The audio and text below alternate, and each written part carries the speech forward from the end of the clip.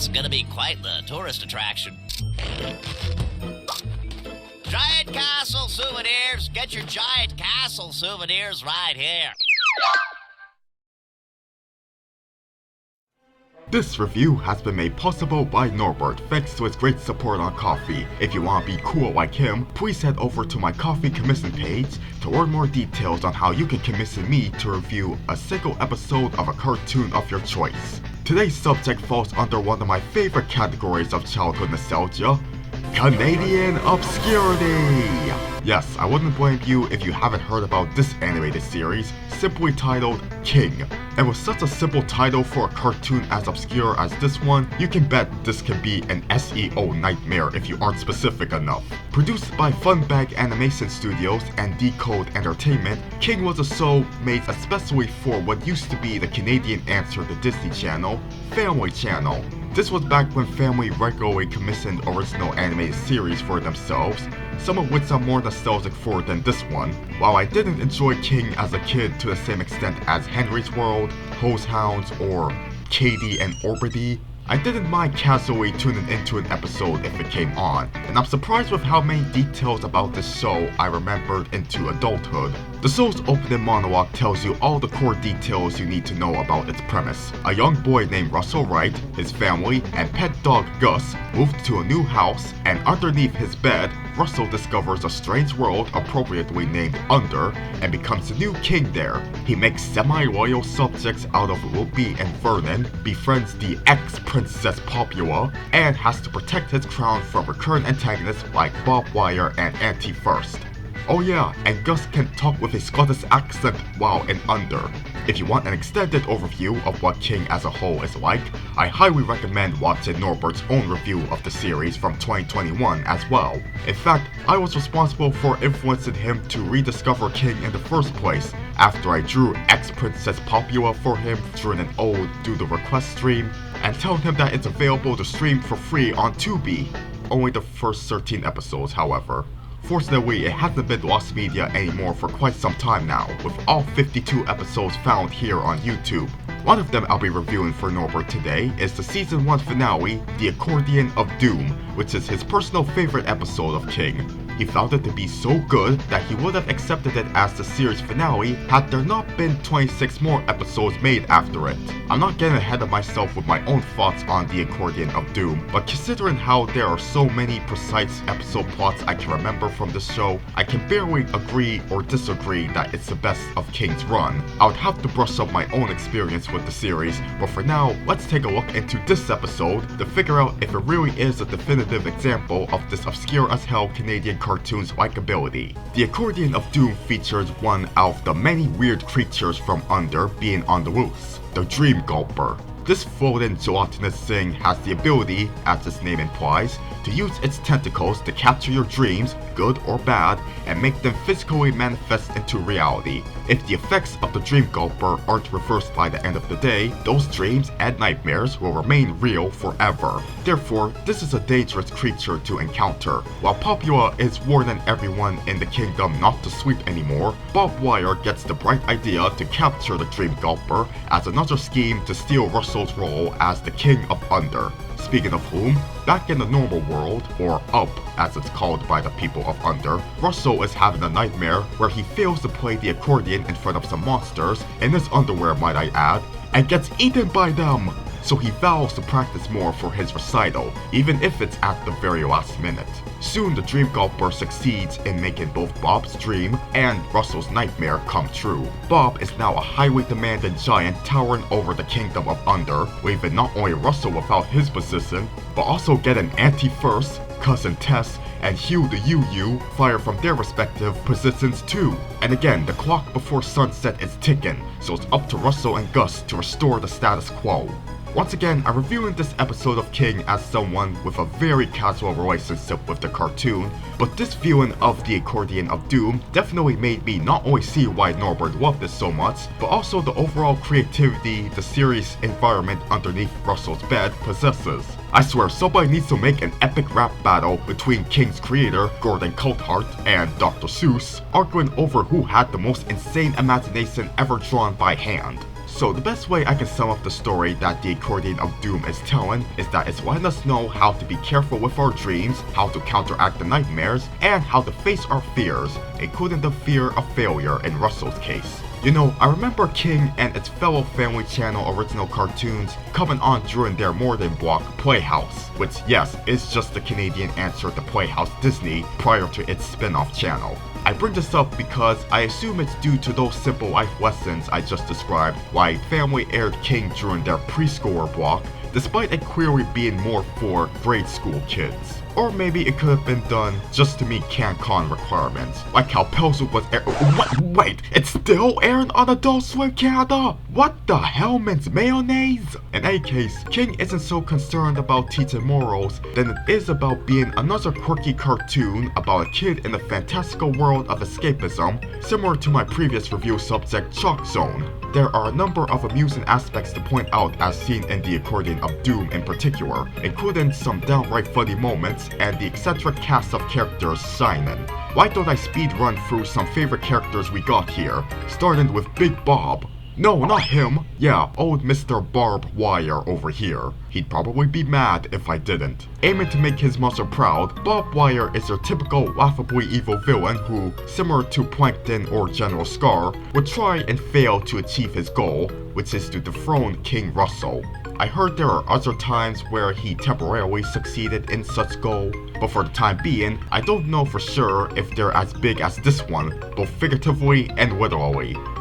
Mostly literally. Two other characters I really liked are Russell's semi-loyal subjects, the goofy jester Whoopi and the Bullwinkle-sounding android Vernon. They also gave me some Lumiere and Cogsworth vibes with how they're a pair of royal assistants whose contrasting personalities tend to clash with one another. I also loved the part showing Whoopi overdosed on NyQuil, and Vernon recalling the time when the Dream-Gulper once granted Whoopi's bizarre dream. It was a near thing last time the Gulper got loose.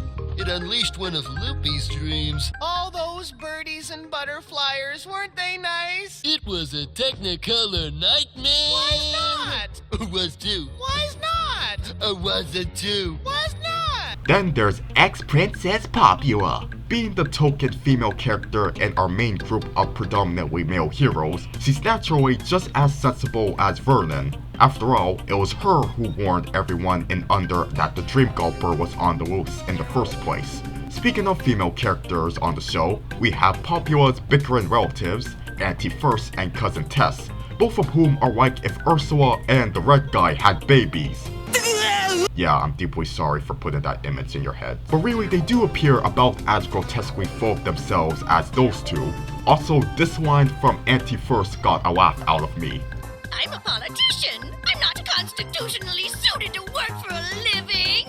But there were just as many funny moments coming from Gus. In general, I loved his tendency to make wise cracks. But specifically, one of my favorite lines he said happened after he and Russell arrived in Under. Ruby, no, it's my accordion. It's an instrument. Of torture. Ha! So maybe Plankton was referring to the accordion this whole time when he asked about instruments of torture. Of course, Gus isn't just a wisecracking pooch. He really does help in saving the day near the end. Being a dog, it's easier for Gus to fall asleep than Russell, allowing him to dream for everything to go back to normal. The most interesting thing about this is how everything abruptly turns into black and white. Before one could leave with the conclusion that this was some unexplained technical error, similar to whatever the hell was going on in this scene that I fondly remember Norbert pointing out, the characters do acknowledge and fix this sudden monochrome status, which makes sense when you remember that it was a dog who created this dream. Because dogs are colorblind, aren't they? Anyway, good boy, Gus. Overall, this is a likable, colorful cast of characters. Except for Russell's older sister Wu. I don't like her here. Look, I get that Russell himself is to blame for not practicing the accordion enough, but be more empathetic, girl. Don't you know there's a Dream-Gulper on the loose? Well, then again, you know nothing about the Kingdom of Under, so, forget what I said. Just get your Debbie Thornberry wannabe butt out of here, sister. Now, with that out of the way, what else do I like about King? Let's see. Oh, well, I briefly mentioned that horrific animation error that makes this one from Ralph Bakshi's Houndtown look coherent. But as far as I can tell, the animators at Funbag or the overseas studio are typically not incompetent. I also do like what Gordon Coulthard and the Funbag team brought us to create the show's whimsical, oddly appealing visual identity. When trying to pinpoint what I could compare the art style to, I see there's a little bit of the National Film Board cartoons here, some real monsters there, and a lot of hints of cow and chicken. I mean, I did compare these two to the Red Guy, didn't I? Also, is that image out of your head yet? No? Okay, sorry. Not to mention, Gordon is also a one-panel gag cartoonist, so there's that sensibility presented here too.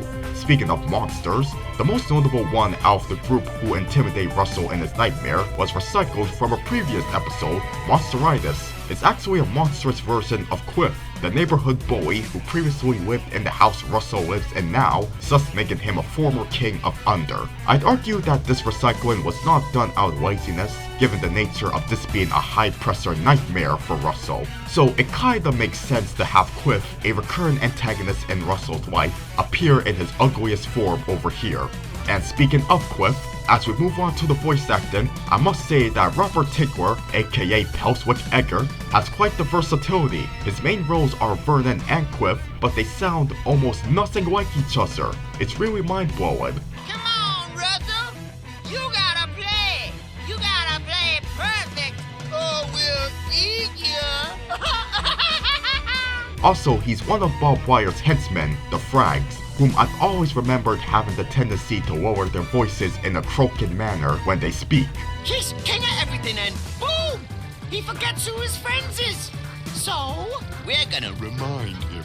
In general, whether they're based in Toronto, Vancouver, or Montreal, these Canadian voice actors who are almost exclusive to my home country's animation output are every bit as instrumental to my childhood as the predominantly American ones. In addition to Robert Tinkler, we have people like Mark Rendall in the starring role of Russell, Adam Reed as Whoopi, and last but certainly not least, Julie Lemieux as Popula. A special mention goes to Julie because he seems to really enjoy pulling off that southern accent, because he also did it when she narrated the Fountain of Youth segment from Funbag's previous series Freaky Stories, and when she later voiced DW's friend Bud Compson from the later seasons of Arthur. Overall, King has a great nostalgic Canadian voice cast going on here, and shout out to whoever reached out to the show's voice director to verify the character roles and use this correspondence as a Wikipedia citation. Wow, for a cartoon that I simultaneously remember and don't remember from childhood, I sure ended up having a blast writing all these words about King's general aspects as a series and what this particular episode's story had to offer. Once again, because there aren't many specific episodes I fully remember from this Gemini award-winning series, I'm not gonna instantly agree with Norbert that the Accordion of Doom is the best episode overall. By itself, however, it does serve as a good sample of the show's creativity with how it tells a story about dreaming and facing your fears. If you're watching this, Norbert, I not only thank you for giving me this opportunity to talk about some obscure Canadian animation, but I would also love to see you recommend other episodes of King for me to check out that I may find to be on par with, or even better than, the Accordion of Doom. To everyone else watching, let me know if you're part of the minority who actually remembers King, and to watch both this episode and Norbert's own review of the show, the links are down below. And as always, please remember to like, subscribe, hit the bell, and leave an accordion emoji to confirm that you watched this video until the very end. Thanks for watching and take care.